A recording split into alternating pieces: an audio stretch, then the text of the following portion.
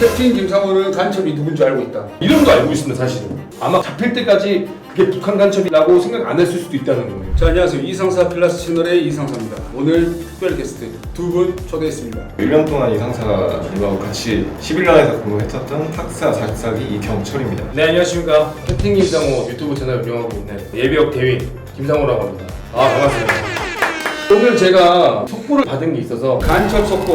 간첩 속보죠. 캡틴 김상호는 간첩이 누군 줄 알고 있다. 이미 조사가 끝났죠. 저는 이름도 알고 있습니다. 사실은 끝까지 시청하세요. 선배님이면 만약에 현역이신데 나한테 한 50억을 준다. 대신에 야 이번에 너네 대대 작전 지도 정도만 찍어줘. 그렇게 말하면 어떨 것 같습니까? 좀 고민이 될 수도 있지 않을까 싶기는 하네요. 오, 잠깐만, 이거 나가도 돼요? 코트를 저는 때려주고도 안 하죠. 그런데 제가 불법인 줄 모른다면 저도 사람이니까 실수는 하지 않을까요? 지금 이 불법인지 모르게 이 얘기가 좀 핵심인데 오늘 제가 좀 드릴 말씀은 이 친구가 어떻게 간첩이 되었는가 라는 걸 정보기관에 근무하는 친구들을 통해서 이렇게 됐을 것이다 라고 이제 유추하는 건데 그 친구가 장비를 이용해가지고 KGX 로그인하는 화면을 찍고 그 자료를 넘겼단 말이에요. KGX는 3군 모든 통합망이에요. 네. 엄청난 비밀 내용은 사실 아니라고 저는 생각을 합니다. 하지만 전 군의 실작전이 다 올라와요. 그러니까 그것만 보고 있으면 우리 군이 돌아가는 모든 걸 볼 수 있어요. 군대의 카톡방이라고 생각하면 돼요. 근데 그 친구가 아마 간첩인지 몰랐을 가능성이 있다. 어떤 식으로 접촉을 하냐 물어봤더니 야 내가 사업을 하는데 우리가 체계를 만들어서 납품을 하려고 하는데 근데 그게 어떻게 구성되는지 궁금하다. 근데 그게 국가 산업이니까 단위가 크니까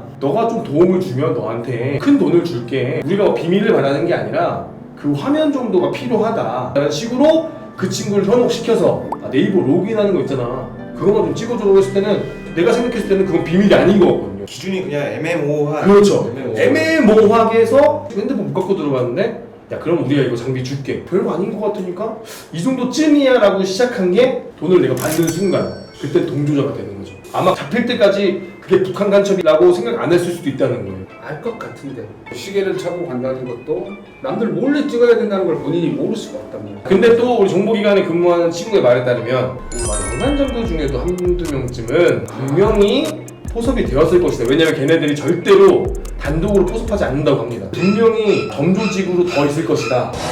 007 작전인가? 걔를 어떻게 잡았느냐? USB를 줬는데 맞아. KGX 화면 여기다 복사주면 왜냐면 우리 그 체계를 써야 되니까 죄의식이 약간 없이 꽂았을 가능성도 있고 근데 그 친구는 아마 몰랐다고 할 겁니다. 간첩인 거 알았다고 동조했다 그러면 이건 정말 내라는 곳에 엄청 큰 죄거든요? 아니 솔직히 말하면 부사관들 사기 위해서 절대 못 걷거든요. 당연하죠. 그거는 진짜 후보생 때부터 배우는 거예요. 근데 장부가 그걸 몰랐겠어요? 그거 알았죠. 조건 알지. 거기다가 플러스로 이 가담자가 옛날부터 토토를 좋아했다. 승부사 준인이 있다. 자신의 인생을 원코인에 건 거죠. 이번에도 자신의 인생을 걸고 한판하지 않았나. 도박했다고는 안 나왔잖아요. 그러니까 주변 지인들로 인해서 약간 그런 거 좋아했다라는 얘기가 듣는 걸로 보면은 분명히 문제가 있을 것이다. 그리고 실제로 요즘 야전에는 도박을 많이 하는 친구들이 많아요. 핸드폰이 많이 풀리긴 했어요. 군부대 안에서. 처음 비트코인으로 시작을 해서 맛을 보지 않습니까? 돈이 갑자기 늘어나는 거를. 그렇죠. 비트코인계에서도 도박 같은 선물 상품 같은 거 있지 않습니까? 그럼 거기로 갔다가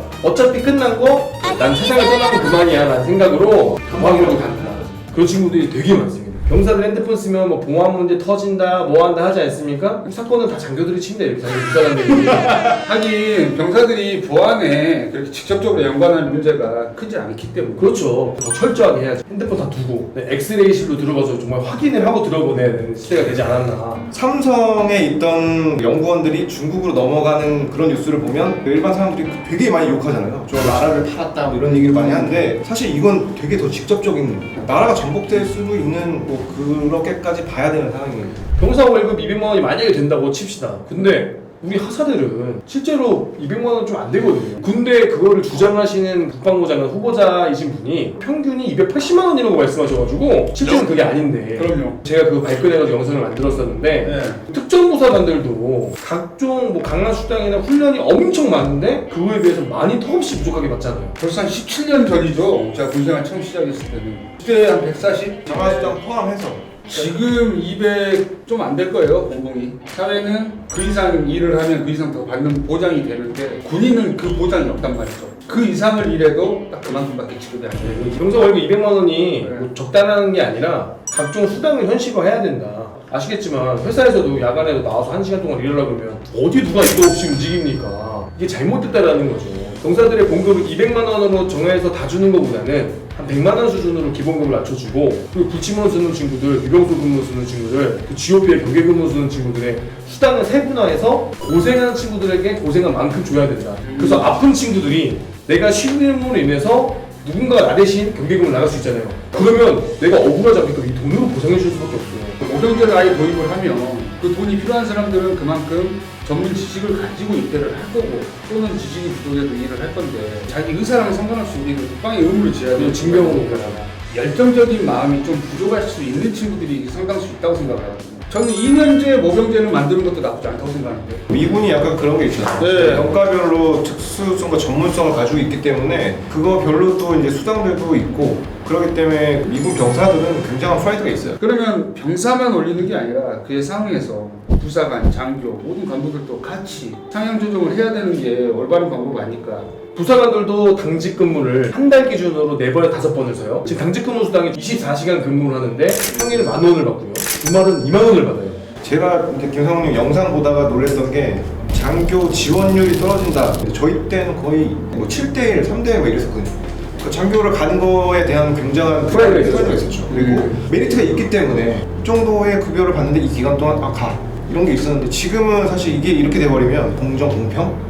그게 완전히 무너져 버리는. 그렇죠. 무너져서 너무 무너져서 지금은 솔직히 제 친동생이 만약에 장교가 꿈이라 그러면 가라고 하는데 그냥 군복무를 병사로 갈까 장교로 갈까 하면은 저 당연히 병사로 가는 거죠. 지금도 수준이 거의 이제 6, 70까지 올라온 수준이 됐는데 지금도 사실 따지고 보면 책임을 안 지잖아요.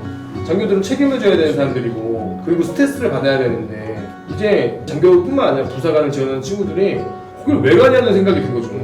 제가 아는 부사관 중에 70%가 가정 환경이 부모의 도움을 받지 못하는 친구들이 70%였어요. 그런데 병사 봉급이 200이다 라고 하면 그 70% 중에 한 50%는 병사로 가지 않을까도 생각을 하거든요. 더 무서운 거는 더 진입장벽이 낮아질 거란 말이에요. 왜냐면 지원하면 누구나 붙으니까. 저건 아무나 할 수 있는 직업에 대한 팽배해지면 우리 선배들의 가치도 떨어지는 거예요. 일본 자위대 중에 육군 자위대 그 포스터들 이렇게 보면 망가로 많이 이렇게 되어 있죠. 네, 맞아요. 할 것도 없고 할 일도 없는데 뭐 일본 육군이나 갈까? 약간 이런. 맞아요. 네. 이제 우리 젊은 세대의 눈에 봤을 땐 군인의 월급은 하는 노력에 비해 정말 형편이 없으니 아무도 안 하는 거예요. 저는 근데 좀 객관적으로 병사 봉급 200만 원은 좀 이루어지기 힘든 그런 부분인 것 같아요. 그 많은 예산을 어디서 끌어담을 거예요? 돈 문제는 아니라고 봐요. 돈을 어디서 돌려서도 뭐 하든. 아 그러기에는 인원이 너무 많은데. 제가 이제 유튜브를 하면서 이제 장군분들도 참 많이 만나고 높으신 분들 많이 뵀거든요. 장군으로 전역하신 분들 세상을 좀 너무 몰라요.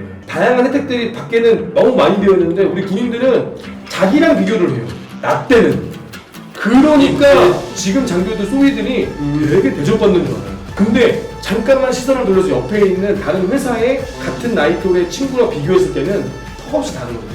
시야가 너무 좁으세요. 장군분들 출신 분들이. 우리 요즘 젊은 세대는 뭐 처우 개선, 대우 그거보다는 가장 중요한 게 돈이에요. 지금 기존에 있는 군인들이 군이 너무 좋다, 우리 군대로 들어오세요 라고 자랑스럽게 말할 수 있는 직장이 돼야 돼요. 아, 저는 지금 추천은 해요. 그렇다고 해서 우리 후배들한테 야 같이 가는데 돈을 따지냐고 말할 수 없다는 거죠. 정말 윗분들이 기업 연수뿐만 아니라 동아리든 정말 사회 각층에서 경험을 좀 하셔야 돼요.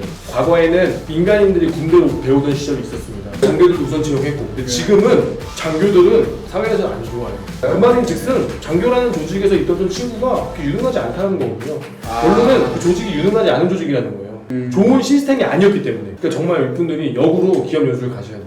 지금 현직에 계신 분들이 좀 더 나은 여건에서 생활을 하려면 자꾸 저희 유튜버들이 이렇게 계속 발언을 해줘야 조금 또 군부대로 더 거듭나지 않을까요?